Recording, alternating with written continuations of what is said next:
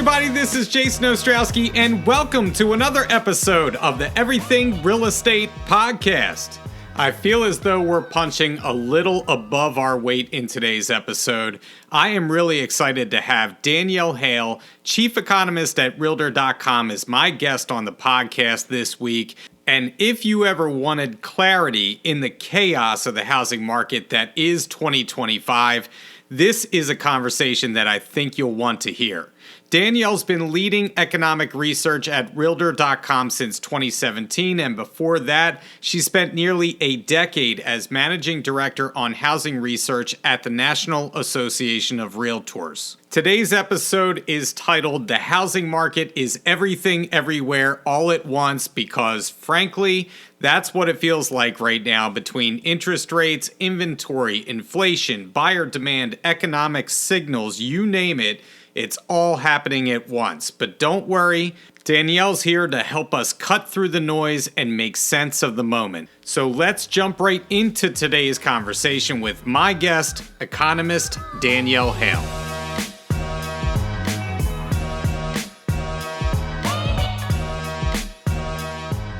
My guest today is here to help us make some sense out of what's currently happening out there in the real estate market. She is the chief economist for Realtor.com. Her name is Danielle Hale. Danielle, I'm really happy to have you on the podcast with us today. How are you? I'm great. Thanks for having me, Jay. It's good to be here. Yeah, thank you. And I know this is your first time on the podcast. We met extremely briefly in Philadelphia earlier this year. I'm just glad that we could finally make this happen together, and I appreciate your time. So I'm going to hop right into things because I have a lot of questions for you today. So first question. Overall, the story of the 2025 housing market so far is what, in your opinion? I think the phrase that comes to mind when we think about the 2025 housing market is failure to launch. Oh my God, that's great. Yeah. I will say our forecast for 2025 was not, especially optimistic. We expected a really modest growth in home sales, under 2%. Relative to 2024, which is, I'm sure your agents know in your area, one of the worst years in the last 30 or so for the existing home sale market. The new home sale market is actually kind of a different animal right now, but focusing on the existing market, 2024 was tough. We expected 2025 to be a little bit better. Our forecast was actually among the more pessimistic. So I think we haven't had as bad of a year from a forecast perspective because we weren't as optimistic going into the year, but I think that's still a tough spot for agents to be in. It is still a challenging year after, what have been a couple of really challenging years. So, I think fortunately this business attracts a lot of people who are optimistic. And I do think things are starting to get better, but I think it's just going to be a slow climb because of some of the background context that I'm sure we're going to talk about. Yeah, absolutely. And I know, and like you said, not to make Realtor.com very pessimistic overall, but I do think you're right. I mean, after last year, we want to see modest growth in the market. We want to see a bounce back. But sometimes, these things take time to happen, and our best forecast sometimes gets a little extended. So with that, what do you see the second half of 2025 looking like? And are you seeing any signs out there of stabilization? Are you seeing further cooling, a potential rebound? What are you seeing shaping up for the rest of 2025? Yeah, so I think the policy uncertainty that consumers and businesses are kind of living through right now is, it's hard to measure these sorts of things, but I think it's fair to say it's pretty unprecedented. The new administration came in January. They are moving fast. They are doing things that I did not think they could get done as quickly as they're getting them done. Which some of the things that they're doing, will have some benefits. The bill that's working its way through Congress right now does include an extension of tax cuts. Is I think really important to consumers and businesses. So getting that done, and I did not expect them to get it done by mid-year. I thought it was going to be like a 11th hour, as we typically see with these kind of tax packages. Sometimes they don't get finalized until we're already in the tax year that they applied to.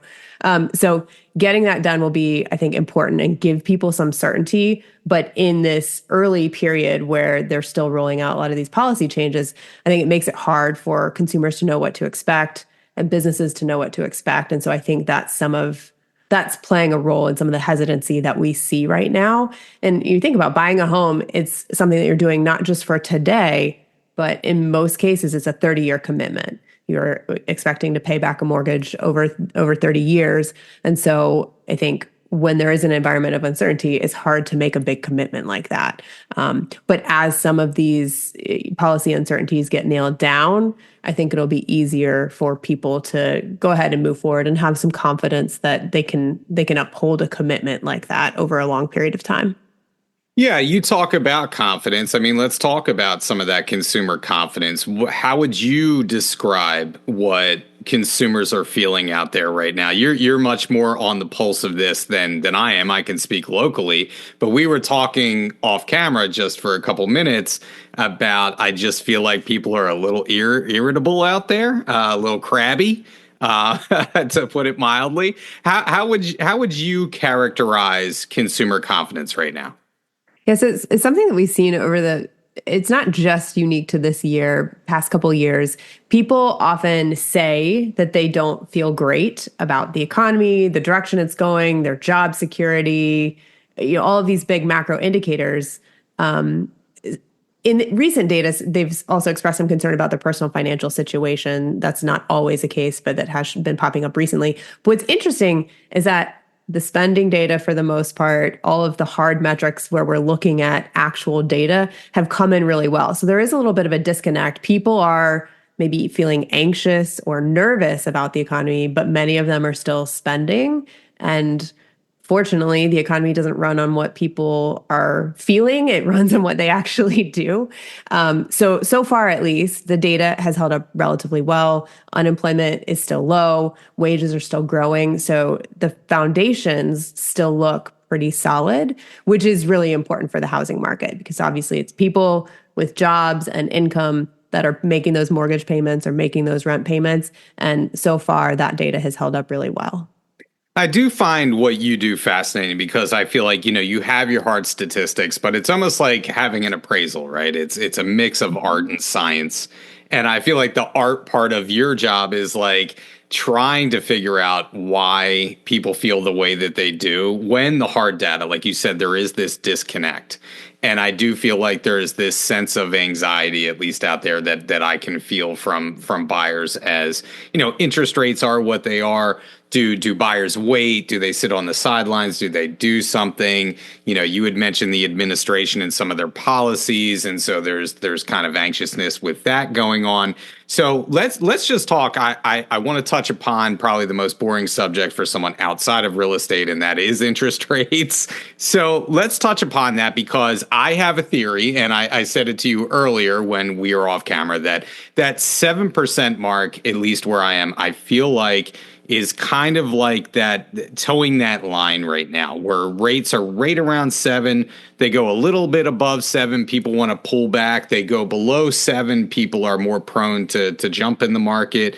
What are you seeing out there in terms of interest rates and having, an impact on buyer demand or inventory for that matter, because, you have sellers that are locked into their interest rates. They want to move, but they don't want to give up that rate, that locked in effect. What are you seeing out there regarding interest rates? Yeah, so we take a look at data that's put out by the FHFA, the Federal Housing Finance Agency, on the rates that people have on their mortgages outstanding. And right now, it's over 80% of people who have a mortgage that's outstanding are paying a rate that's under 6%.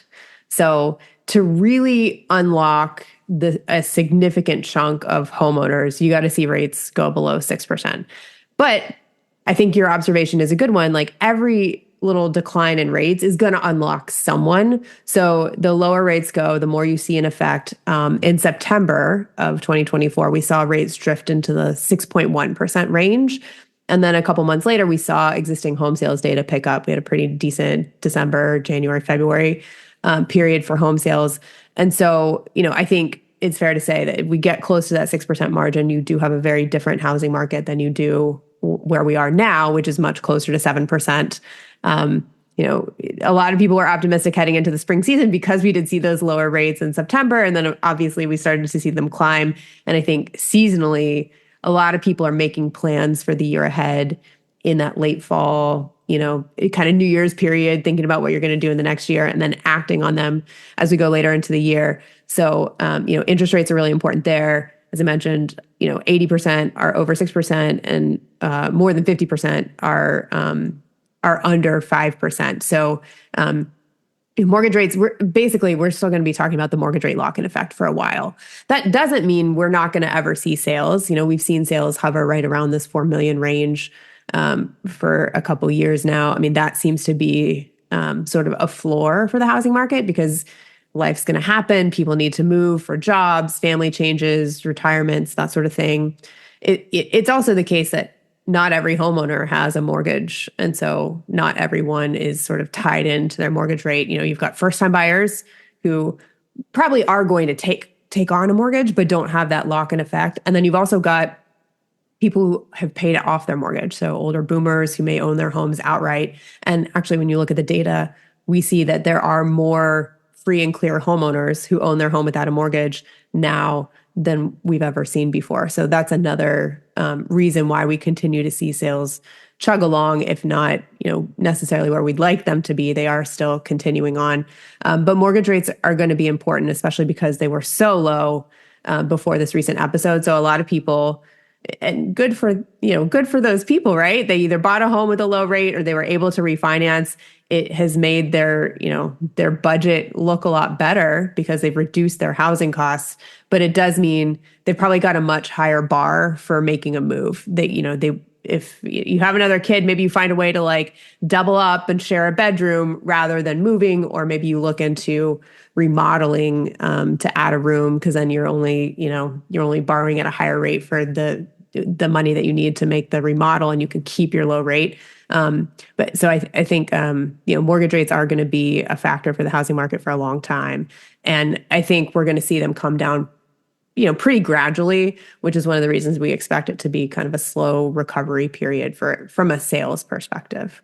I think you bring up my next question for me, because we always talk about, okay, what can we do? What can we do to unlock some of these things? But some of these things just may be baked in and take time to recover to where we want to be in terms of sales. So we know we need to build more. I mean, that's obviously been the case for several years now.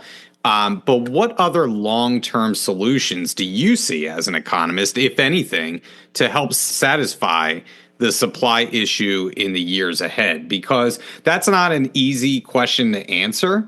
But are there steps that we can take? You had mentioned, I have several clients that are looking to put an addition on, like you had mentioned, their home rather than selling at this point.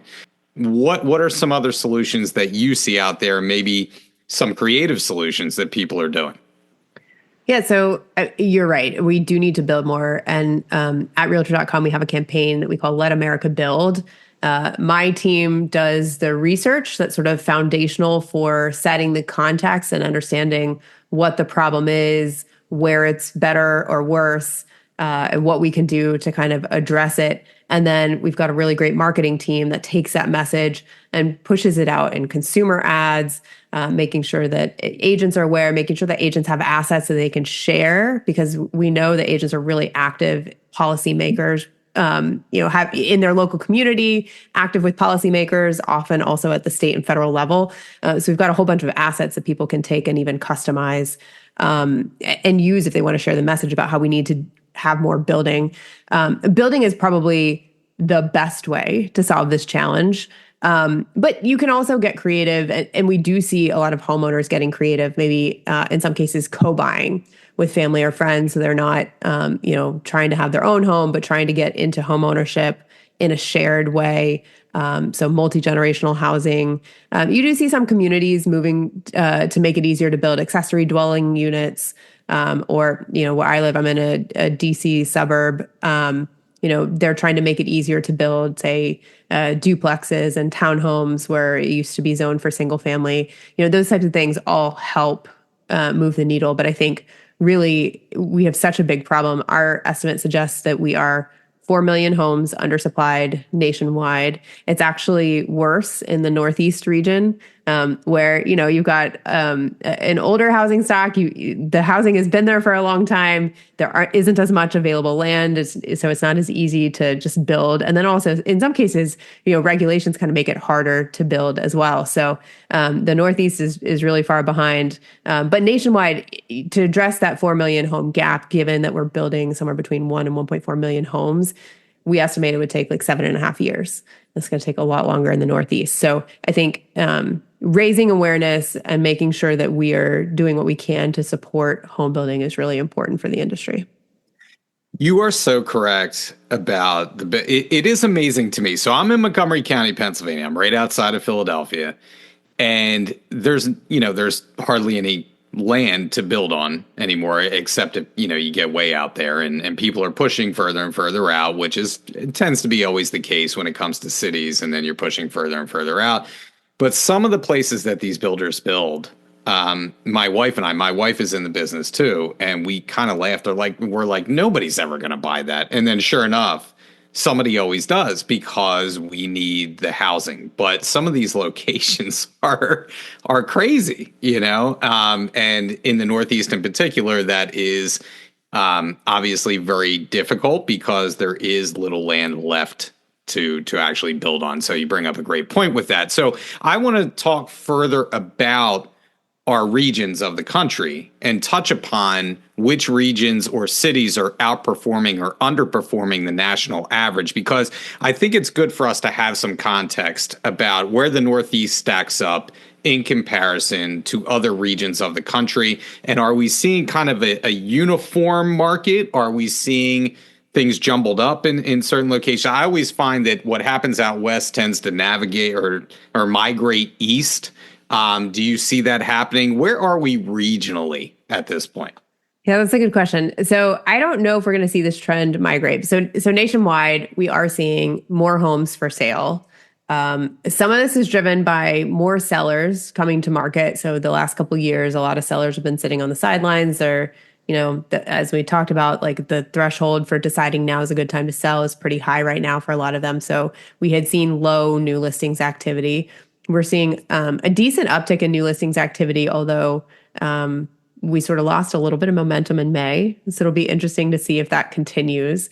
But decent uptick in new listings activity, which is pushing active listings higher. We're also seeing slower time on market. So more sellers, what appears to be a bit of buyer hesitation. So those are kind of reinforcing each other and pushing inventories up overall.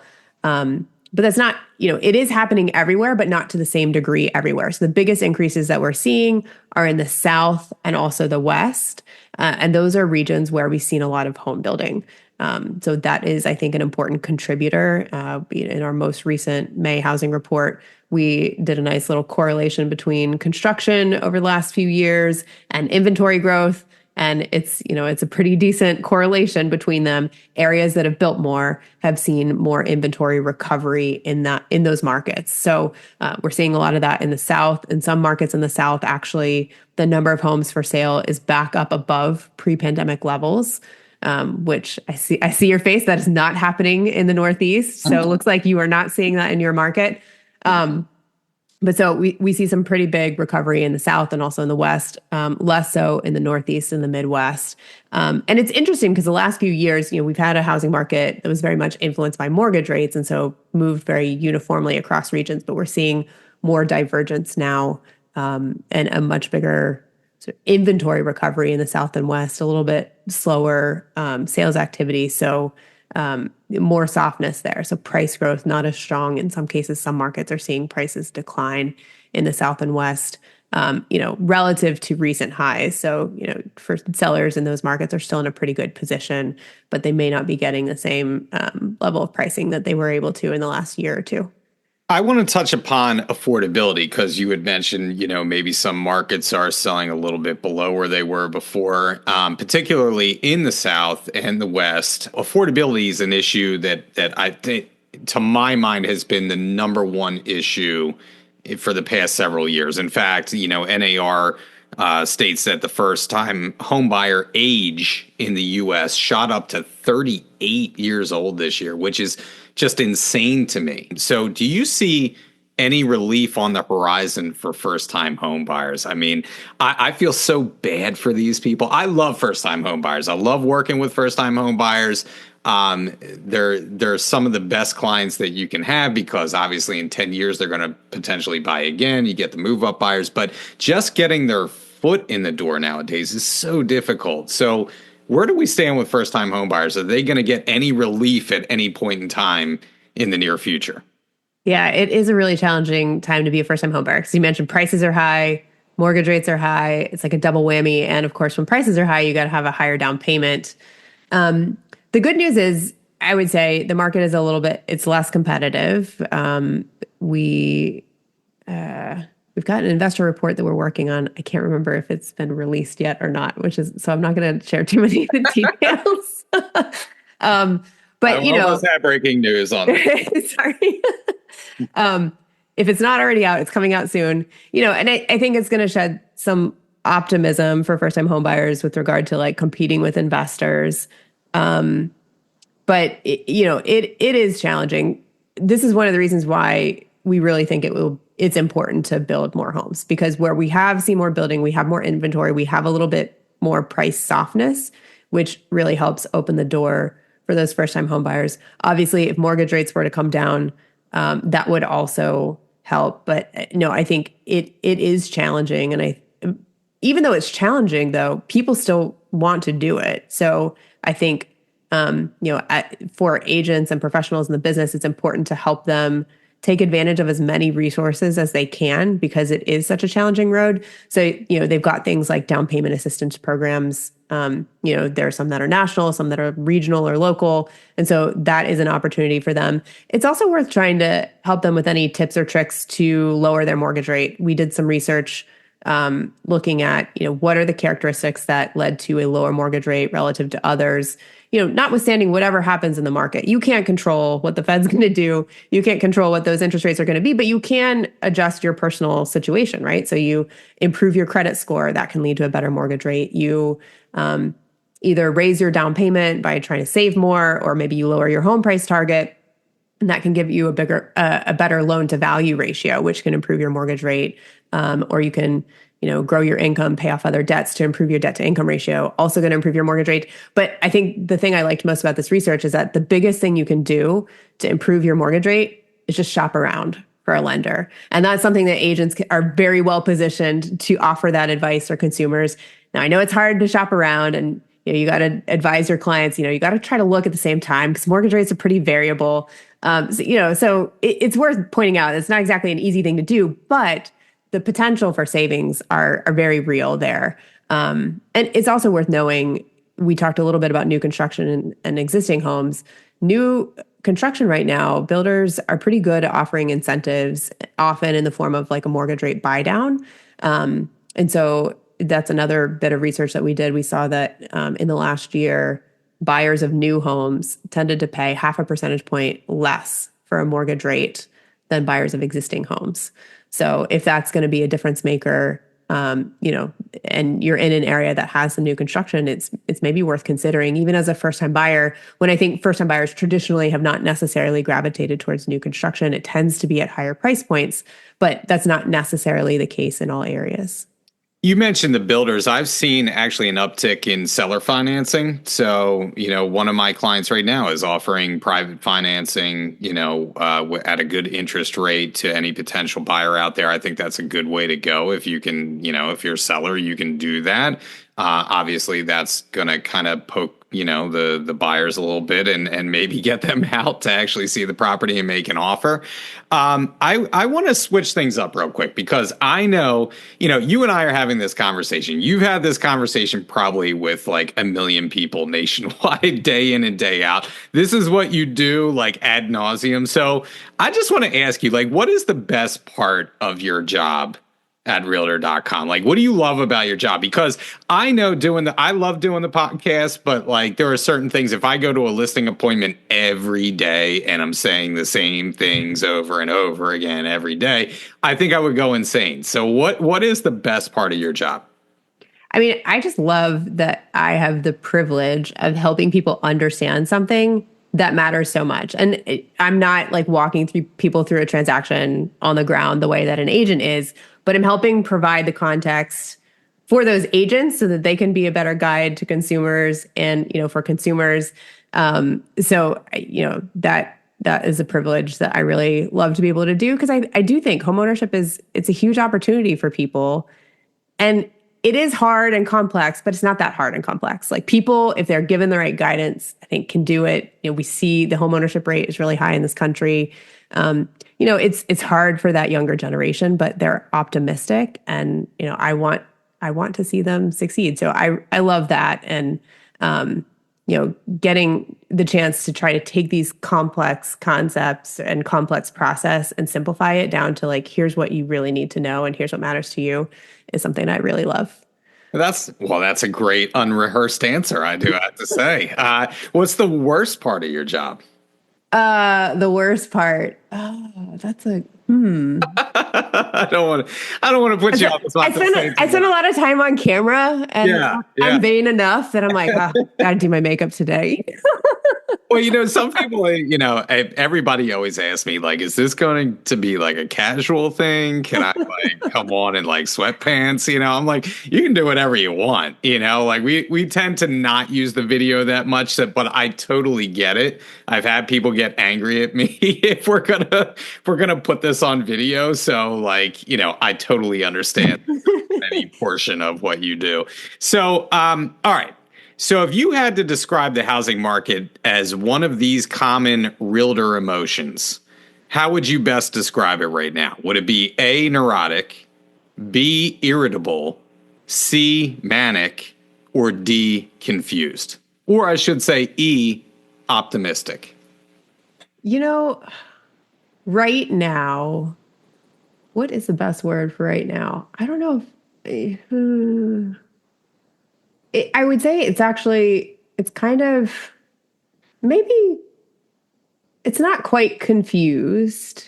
I think it's maybe frustrated, actually, which I'm sure is emotion. Yes, that's absolutely a real emotion for sure. All right, so F, frustrated. Yeah, because I think there are people who would like to make a move but are finding it really challenging, and so I think frustrated is probably the right word. But the sort of the optimistic side of frustrated is, I think there is that pent-up demand. So when we do see mortgage rates come down a little bit, maybe pricing come down a little bit, affordability has been at a level where, it's been beyond the realm of what is historically normal for quite some time. So the fact that the housing market has held up as well as it has, given how hard it is to afford a home right now, I think is impressive. And I think a testament to the fact that people do really want to get into the housing market.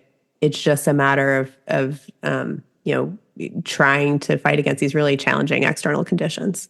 We've become so spoiled since the pandemic. Like, you get in these grooves where you think like everything is just going to remain the same forever. And it isn't. We're due for a correction. I don't know if you would call this a correction or not. But obviously there's been some changes and things are going to continue to change. That's just the bottom line. And so, are there economic indicators that you're closely watching right now that real estate professionals should be paying attention to? So things like job growth, wage trends, consumer confidence, the bond market. Like, is there one indicator that sticks out to you when it comes to predicting what's going to happen in the housing market? Yeah, historically, I would have said job growth, though it's not like an immediate thing. Like usually you see the economy add jobs, and then a year or so later, that kind of like translates into a housing market pickup, which makes sense. Like usually you've got to demonstrate some income history in order to buy a house. We did see that kind of break a little bit during the pandemic, obviously, because we had this major unemployment disruption, but then we had sales really take off. So it did kind of break down a little bit then, but I still think it's an important indicator. in addition to those hard data indicators, we do pay attention to softer indicators like consumer confidence, and that sort of thing. And also in today's market, for the real estate market, home builder confidence, because building is so important and makes such a difference across the different parts of the country. As far as real estate data goes, the thing that I watch most closely is that new listings measure, because we've been in such a low inventory environment in most of the country for so long that is really the most important sign, because you can't buy what's not for sale. And so seeing how many of those listings are coming to the market is a really important thing that we track. I think is the best indicator of how sellers are feeling about the market. And then of course, a lot of those sellers are buyers. Sometimes people are selling just in a one-way transaction, but very often they're selling and buying another place. So that's an indicator I like to watch. What do you think about the possibility of a recession? Earlier this year, some of the tariff stuff, they were talking about the possibility of a recession. Do you think that has subsided? Do you think that's still a distinct possibility? And what would that mean for the housing market? Yeah, I think relative to the original tariff proposal, we have seen some walk back. And so that, we're in a better position than we were. That said, I still think those tariff questions are not totally resolved.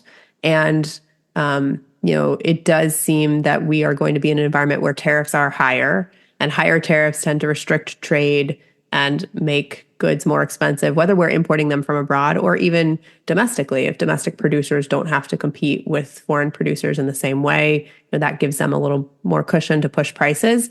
So I do think we're going to see prices go up, and we're probably going to see growth slow. Will it slow enough to cause a recession?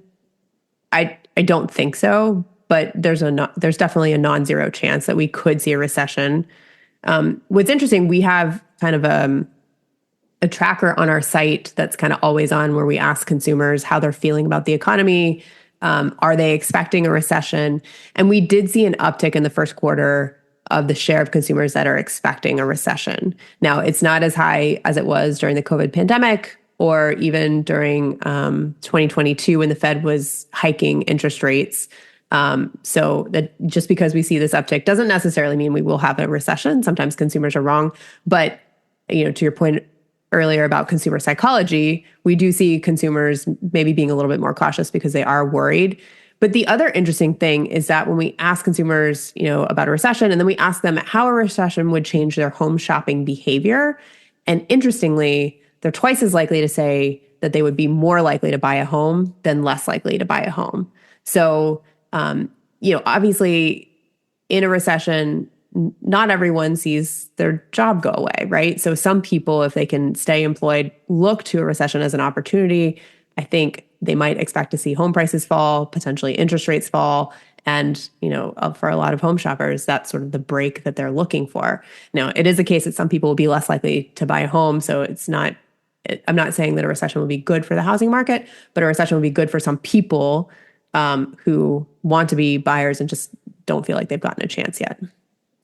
Looking ahead, and I know this is speculative at this point, but, and maybe it's too early for a forecast for 26, but, what are you kind of hoping to see take place in 26 and beyond? Are there some long-term shifts that you expect happening in the market, or not, maybe? But what do you think is going to happen in the near term in the next couple of years?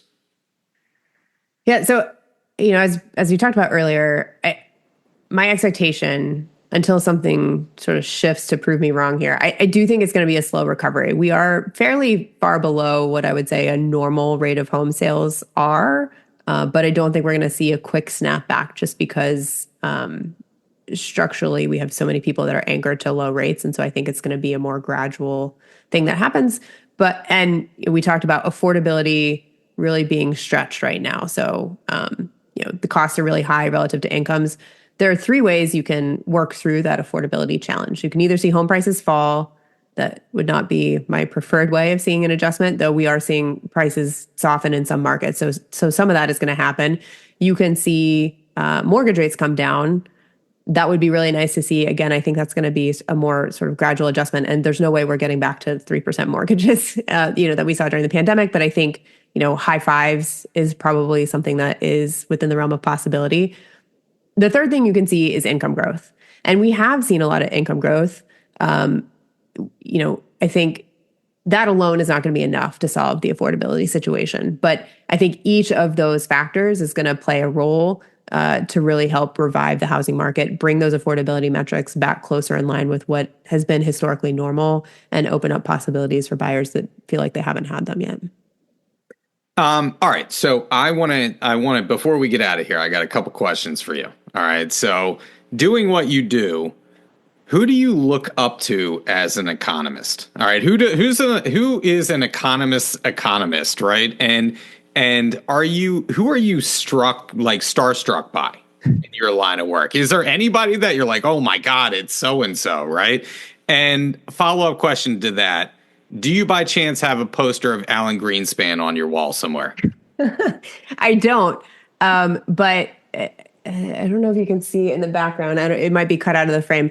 In a previous job, I worked for a think tank and worked with a gentleman by the name of Dr. Alan Meltzer, who wrote a book that was modestly titled "A History of the Fed," but it really should be "The History of the Fed." It's a really comprehensive history. So I do follow the Fed. I like the Fed. Chairman Powell right now is actually not a trained economist. He's a lawyer. But I am impressed. I'm really impressed with what he's done. It has been a challenging situation to navigate the whiplash the economy has been through with the pandemic and supply chain shortages and a lot of fiscal stimulus during the pandemic. And has he made every call perfectly? No, but no one can predict the future. And I think I've been impressed with his ability to adjust when he needs to adjust. And I think a lot of that, this is an external observer, right? But it seems to me that he is very humble at, what we know, what we think is true. And he's always willing to go back to the data and adjust where he needs to. He also, I think, does a really great job of communicating what he's doing and why, which is hard to do when you're operating with so much uncertainty about what's ahead. So I'm really impressed by him. I know he's got a hard job too. It is not easy to be responsible for basically a foundational interest rate for the economy, but I think he's done a really great job of it. You bring up a good point, because I always think like being an umpire or a referee is a very thankless job.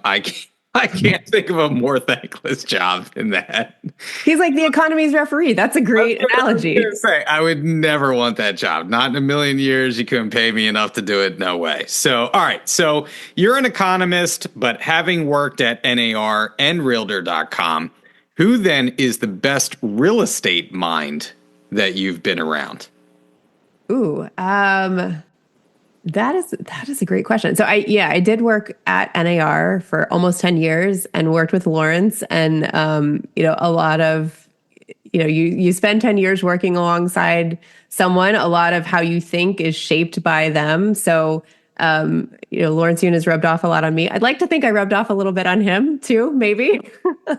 But yeah, he's got a great team there. I've got a great team at Realtor.com as well. So a lot of people that have been with me for a while now. And so I think the most important thing when you're studying the housing market is to be curious, because the macro context keeps changing, the industry context keeps changing. And so I think you've got to stay curious because you can't get too comfortable.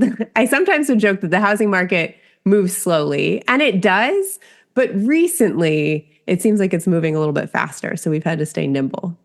That's a great answer, because I will tell you, I look forward every year to Buffini's bold predictions when he has Dr. Yoon on. And so always make sure to watch that. I'm a real estate nerd at heart, so I love that kind of stuff. So that's a great answer. All right. So very last question to you.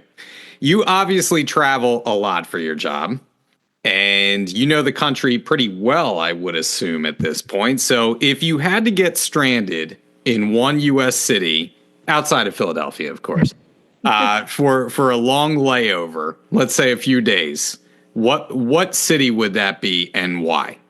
Okay, so a few days. So I'm not stuck in the airport. This is not a question about No. airport. You're like, there's no way you're getting out of this city. I don't know. You could even make it a week if you want to do that. However long you want to make it, let's say a couple days to a week. Where are you getting stranded? It would probably be, we're approaching summer and I like the beach. So, I mean, not that you would ever actually get stranded here because you don't like transit through here. But I'd probably say like Charleston, South Carolina, because you've got history, you've got good food, you've got the beach. As long as it's not like July or August, like I'd prefer to be stranded there like May. That's where I'd want to be. But fun fact about I love Charleston. Fun fact about Charleston. My brother lives in Charleston, has lived there for several years, and he manages this, I think it's called I can't remember what it's called. It's an oyster bar. And apparently it's very popular down there. So I've had realtors up here ask me, it's like August, and they're asking, I'm going to be down there in Christmas. Can I make a reservation for like 4 people at 8:00 on like December 26th. I'm like, no, I don't have that kind of pull, but apparently it gets really backed up and it's actually a really popular spot. But love Charleston. Folly Beach is amazing. Going back there this year. So that is a great answer. I totally agree with you. So Danielle, thank you so much. It's been a real pleasure having you on, getting to know you a little bit. And I appreciate all the work you do for us as realtors. Data is a huge part of what we do, and you do a great job of explaining that to us. So thank you for joining me today. Thanks for having me. That was my conversation with Danielle Hale. Just a couple of observations that I had throughout the course of the interview with Danielle. She was great.